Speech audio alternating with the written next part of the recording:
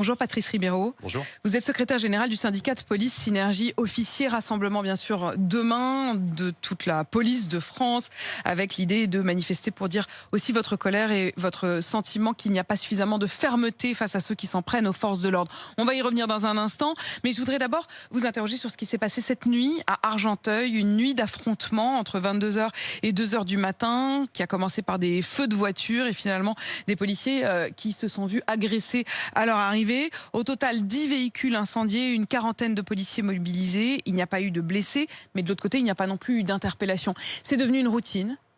Ça s'ajoute à la longue litanie des faits divers et des agressions de policiers. Vous en avez maintenant sur l'intégralité du territoire, donc ça ne fait pas nécessairement la une, mais c'est devenu vraiment légion le fait de tendre des guet-apens, très souvent avec les pompiers d'ailleurs, qui ont droit aussi à des dispositifs pyrotechniques, c'est-à-dire se faire attaquer au mortier.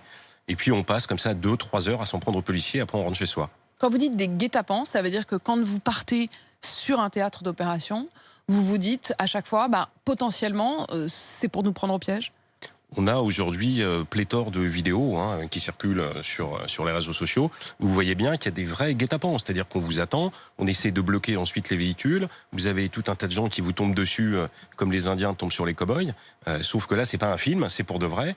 Et puis, encore une fois, il y a de plus en plus de dispositifs qui peuvent tuer, brûler ou blesser. On utilise de plus en plus d'acide, de plus en plus de produits inflammables. De l'acide à l'encontre des policiers? Oui, de l'acide. Certains de vos collègues en sont victimes? Certains en sont victimes, c'est aussi utilisé dans certaines manifestations. Mais de plus en plus, on a des choses qui sont faites pour blesser ou pour mutiler ou pour tuer.